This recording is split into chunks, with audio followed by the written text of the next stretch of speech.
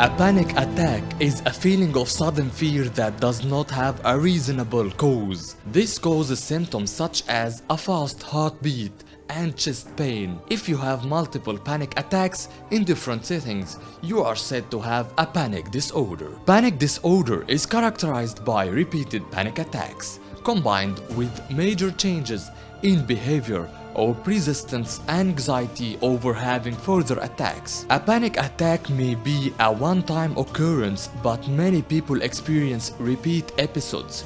Recurrent panic attacks are often triggered by a specific situation, such as crossing a bridge or speaking in public, especially if that situation has caused a panic attack before. Usually, the panic-inducing situation is one in which you feel endangered and unable to escape. Agoraphobia is a symptom that may accompany panic disorder. It's often described as a fear of being in public. However, this is not entirely accurate.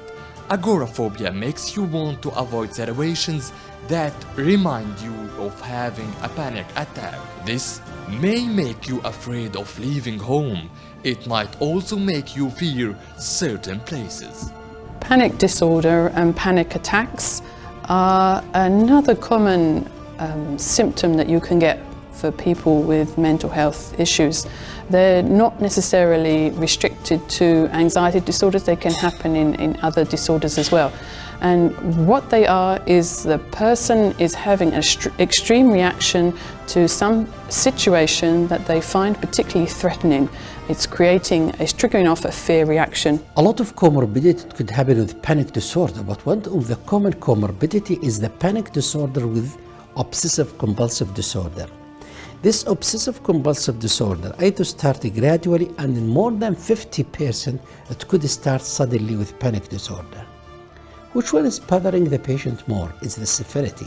Some of the patients coming with the OCD, the obsessive compulsive disorder, he will not tell you about the panic disorder because the patient will talk more about his more issues or the suffering more issues, he will talk about it more. Then the very detailed history the doctor or the psychiatrist are collecting from the patient, it will verify the comorbidity between panic disorder and obsessive compulsive disorder. The combination of panic disorder and obsessional personality or anxious personality is one of the common presentations I have in my clinic. It makes the picture so complicated. I have noticed that although the panic episodes decreased or disappeared, but the explanation by the anxiety personality makes the longest, the course of the illness is longer by that explanation. The patient will become more looking for the any symptomatology which was bypassing before because he don't think or he didn't give a specific explanation or a false explanation or a fearful explanation about that panic disorder. A panic attack, it's most common in males, especially during adolescent phases, especially during moderate and late adolescent phases, and it may continue till moderate adulthood. Patients who are suffering from panic attack and agoraphobia, the percentage of males, it's more than 12%, while the percentage in females, it's not more than 5%, and there is a very discrimination, especially in Arabian countries. It is an acute, intense fear or anxiety, which is usually accompanied by the feeling of impending doom. This definition of panic disorder is very important because panic attacks are usually very agonizing attacks. If we have a recurrency or if you have multiple attacks, we say that panic disorder is present, and panic disorder usually interfere significantly and severely with the client's occupational as well as relational issues. Panic disorder actually has an onset in late adolescence or early adulthood. Although the onset during childhood may occur. So it's usually manifested that the occurrence of such disorder during the adolescence or early adulthood, but during childhood we may have onset of panic attacks or recurrent panic attacks, which is the panic disorder. Disorder and panic attacks, we find that there are certain terminology issues. For example, what is the difference between a panic disorder and a panic attack? The panic disorder is an illness. It is a mental health illness that is recognized within the psychiatrists and the mental health professionals. And usually it has, or it is categorized by the presence of a panic attack, one or more panic attack that develops in an individual, and the consequence of this attack, meaning what the patient has or thinks or feels after the attack.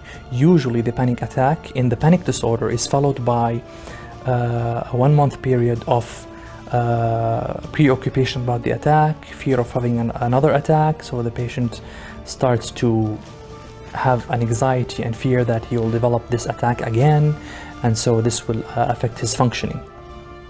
So the panic disorder is the illness itself, while the panic attack is the attack that happens to the individual in the disorder.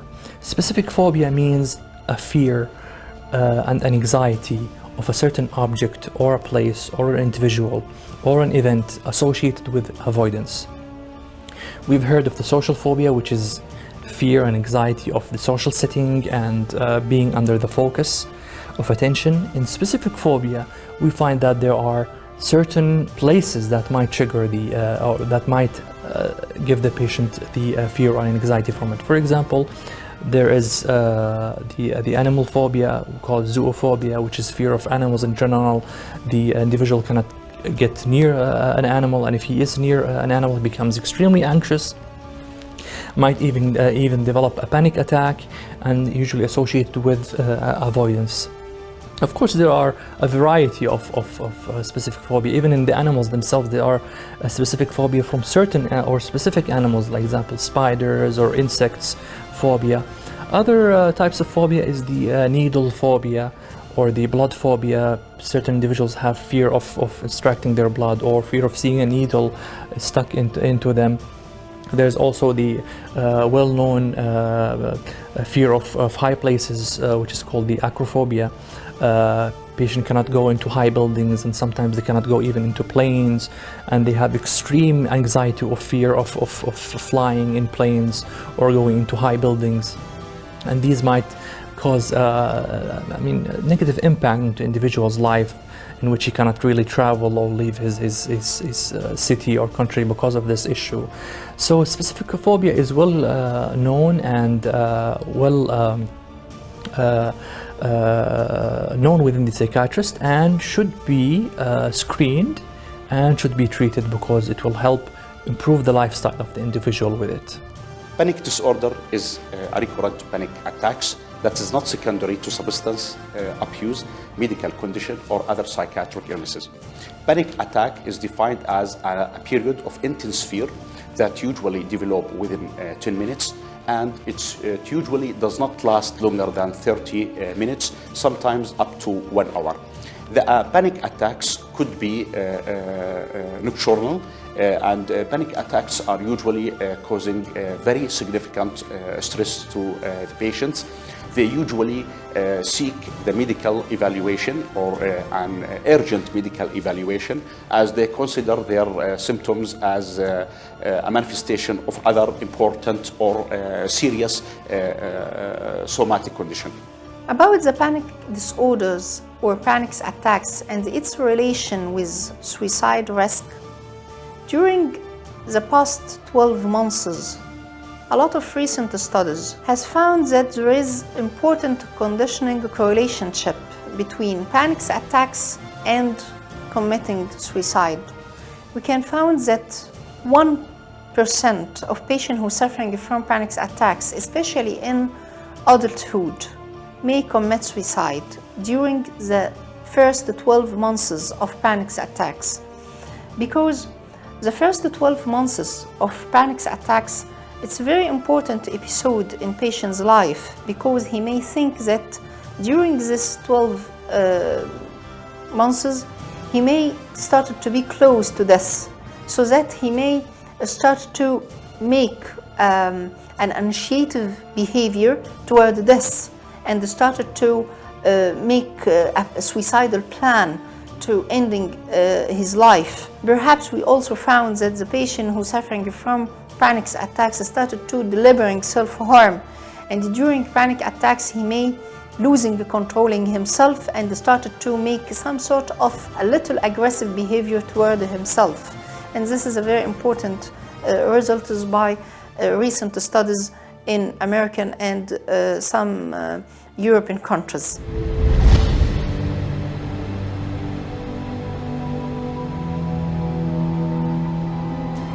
Signs. Panic attacks do not always lead to agoraphobia. Agoraphobia may be preventable if attacks are treated right way. Symptoms of panic attacks are chest pain and intense feeling of fear, fear of dying or losing your mind, hot flashes and cold chills, racing heart, rapid breathing and shortness of breath, shaking, being unable to swallow, stomach discomfort, quick temper, fear of public places, fear of leaving your home, symptoms of depression, feeling isolated, fear of being alone. Signs and symptoms of panic disorder. You may be suffering from panic disorder if you experience frequent, unexpected panic attacks, experience frequent, unexpected panic attacks that are not tied to a specific situation, worry a lot about having another panic attack, behaving differently because of the panic attacks, such as avoiding places where you have previously panicked, anticipatory anxiety. And instead of feeling relaxed and like yourself in between panic attacks, you feel anxious and tense. This anxiety stems from a fear of having future panic attacks. This fear of fear is present most of the time and can be extremely disabling. Phobic avoidance. You begin to avoid certain situations or environments. This avoidance may be based on the belief that the situation you are avoiding caused a previous panic attack, or you may avoid places where escape would be difficult or help would be unavailable if you had a panic attack. Taken to its extreme, phobic avoidance becomes agoraphobia. The symptoms they're getting, the physical symptoms they're getting, are like they've got a very serious physical illness. So the symptoms you would get with a panic disorder is you're getting physiological symptoms that are being caused by a rush of adrenaline in your body. Now the adrenaline has been triggered by your sense of a perceived threat. Now the perceived threat comes from like a very old survival instinct that we have as human beings. In the past, when we weren't living in such technological environments, we needed to react very quickly to situations that we found threatening. So the typical example is if you were faced with a wild animal, what do? Do you run or do you stand your ground? So that reaction is called the fight or flight reaction. And in panic disorder, that reaction is still occurring, even in situations where it's not really about you being unsafe because of an imminent attack. It's about you feeling unsafe because for some reason your mind has made you feel that there's a threat, immediate threat. So you get this rush of adrenaline, and in the past that would have been to allow you to, in a situation of fight or flight, you either stand your ground and fight against the threat, or you manage to run away. Now what adrenaline is doing to your body is getting your body ready with more energy. Typically people with panic disorder will not notice that that's actually a psychological issue. They'll think that there's something physically wrong with them, and they may think that they're about to have a heart attack. They may think that they've got something wrong with their breathing, and they often find themselves going frequently to medical centre or hospital emergency clinic because they think they've got something seriously wrong with them. And this may happen for quite a few times before someone realises actually these symptoms are due to anxiety. It's quite a difficult one to diagnose sometimes, but typically when you go to the emergency centre, they find that there's no physiological reason why you're experiencing these symptoms. So although you feel your heart is racing more, you're feeling breathless, you're getting these other symptoms, tingling sensations in your body, you're not actually experiencing a heart attack.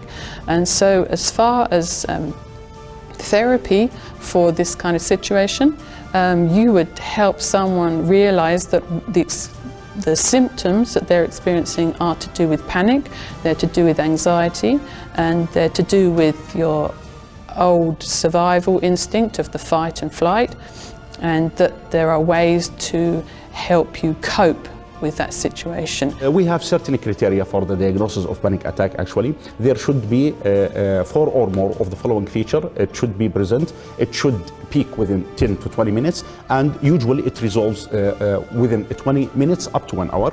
Attacks or panic attacks could be nocturnal, that's to say it could happen at night. So the 4 or more of the following features should be present in order to put the diagnosis of panic attack. It's a common features actually.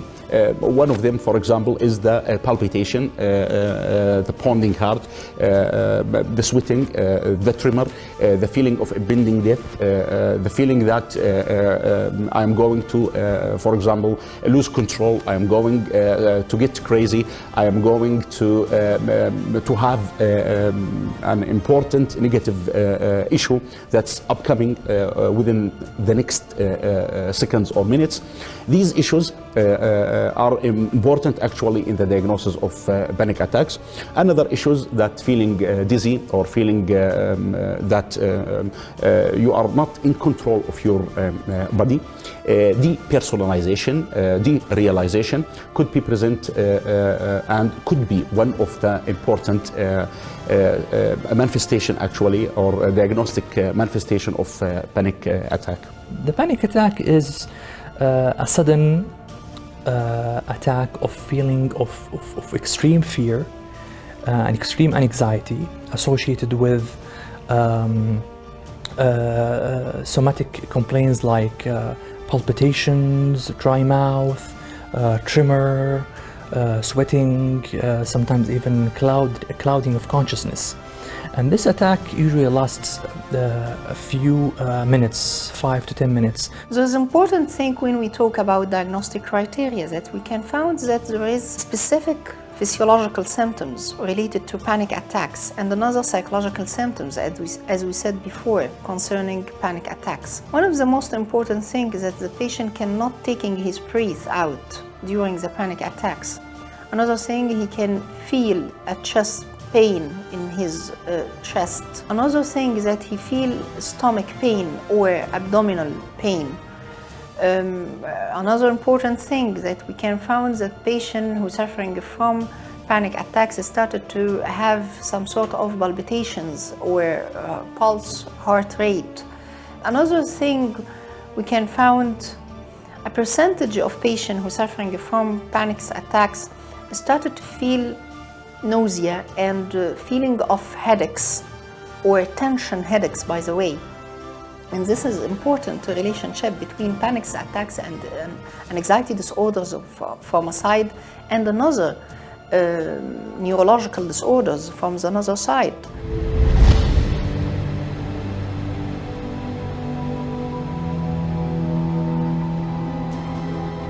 Causes. Although the exact causes of panic attacks and panic disorder are unclear, the tendency to have panic attacks runs in families. There also appears to be a connection with major life transitions such as graduating from college and entering the workplace, getting married, and having a baby. Severe stress such as the death of a loved one, divorce, or job loss can also trigger a panic attack. Panic attacks can also be caused by medical conditions and other physical causes.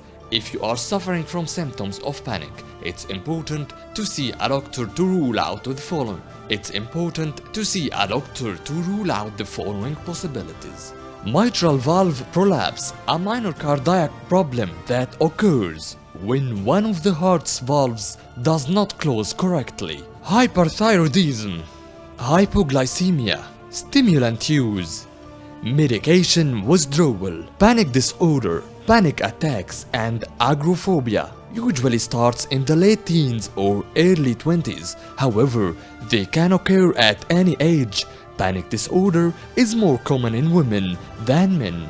A lot of people who are suffering from social phobia may have a poor relationship during childhood with their parent. Some of patients have overprotective mother. Overprotective mother, it means that his mother, or her mother by the way, make him very, very, very happy in everything, cannot refuse for him every demand or every questions he asking for. He started to induce dependent personality on his mother or in his father. He can have no idea about himself and always feel that without his parent he cannot do anything, so that he induce panic disorder and agoraphobia at the future. No specific course and development of panic disorder. Each case to come to my clinic is a different story. It's colored with the personality of the patient, specifically the anxious personality when mixed with panic disorder will give another combination. Sometimes it happens so early in life, then the patient have different complications and readjust his life according to that panic disorder. For example, patient with panic disorder investigated, no specific organic cause, and he don't know that it's a psychiatric disorder, and no physician told him the possibility of psychiatric disorder, or they told him, but he think that because the physician failed to find an organic cause, he think that it's psychiatric disorder. That patient will have recurrent panic attack from time to time, then he will restrict his life to his area, specific area, sometimes to his home, and his social activities will decrease gradually. Some of the patients, he will not be able to talk in front of others, not because he's social phobic, but because he has a panic attack. The first one happened in front of others. For that reason, he's fearful that it happen again, and sometimes mistaken by the diagnosis as a case of social phobia, although it's a panic disorder. There is three main theories to explanation or make an explanation for panic attack. One of them is the behaviorism or the behavioral theory approach. Behaviorism says that there is a correlation between stimulus or situation with panic disorders and the panic symptoms. If the patient faced during his childhood and during adolescence some stressful situation and he cannot respond to this situation, he may induce agoraphobia or panic attack. This is the cause number one during the behaviorism school or behaviorism approach. Another way of explanation the panic attack, it's some sort of cognitive theory and dynamic theory. How you explain the situation you faced during the childhood and adolescence. If you faced this situation in a negative way, so you're going to feel panicking if you have this situation again. There is a certain etiological factors for the pathogenesis of panic disorder. We have certain biological factors. For example, neurotransmitters have been implicated in the pathogenesis of panic disorder. Of course, of a clinical importance, we have also certain psychological and psychosocial factors, which is also important in the pathogenesis of panic disorder. Psychologically, we have certain themes actually which is present among clients or patients with panic disorders. The psychological or the psychodynamic themes actually, we have severe exaggeration actually of the fear, and we have also a difficulty in tolerating the anger. Difficulty in anger toleration cause clients to have maladaptive coping way of dealing with such anger, which may be manifested as a case of panic disorder or panic attack.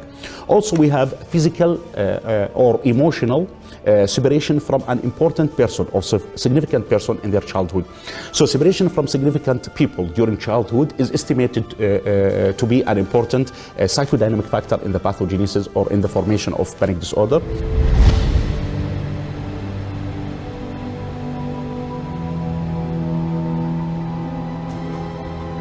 Cognitive behavioral therapy is generally viewed as the most effective form of treatment for panic attacks, panic disorder, and agoraphobia. Cognitive behavioral therapy focuses on the thinking patterns and behaviors that are sustaining or triggering the panic attacks. It helps you look at your fears in a more realistic light. For example, if you had a panic attack while driving, what is the worst thing that would really happen?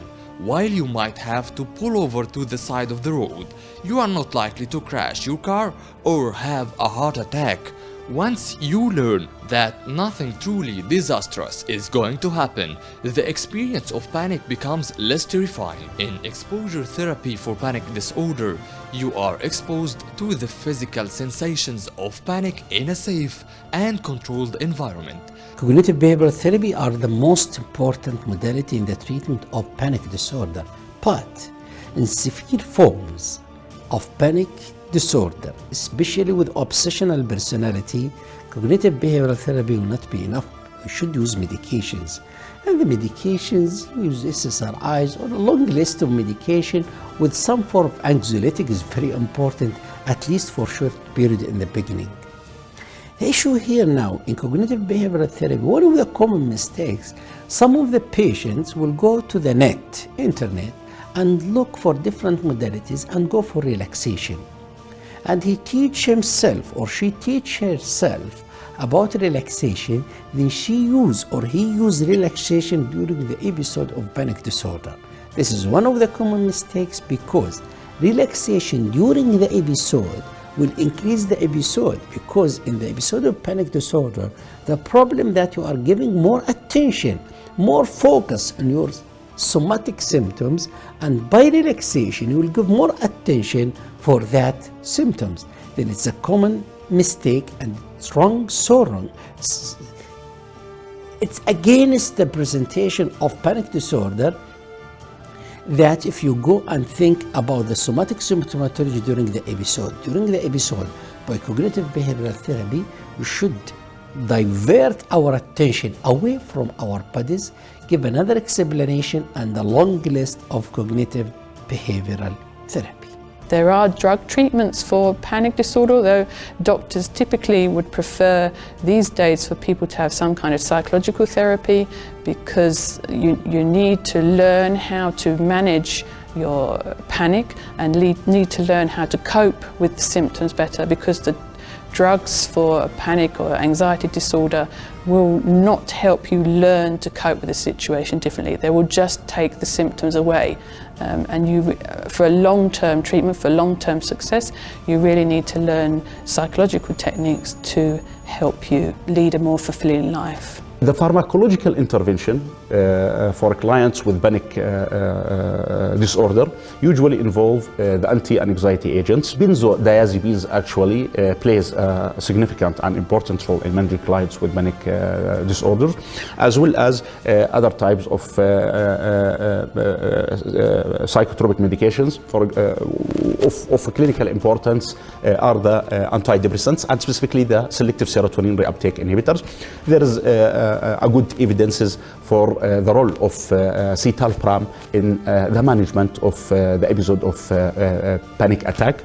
And of course, usually we have to rely on both antidepressant agents as well as anti-anxiety agents in managing clients with panic disorder.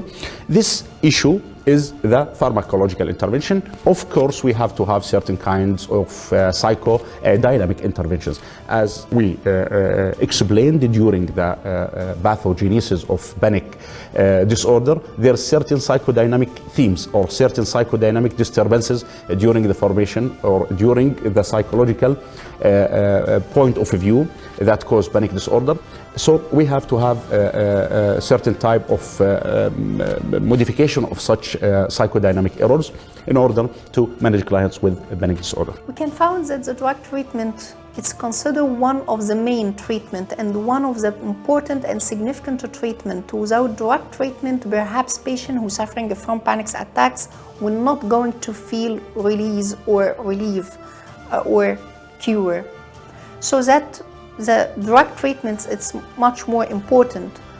Some of the patients who suffering from panic disorders, as we said before, may induce depressive disorders as a comorbidity between 10% to 65%, as we said before.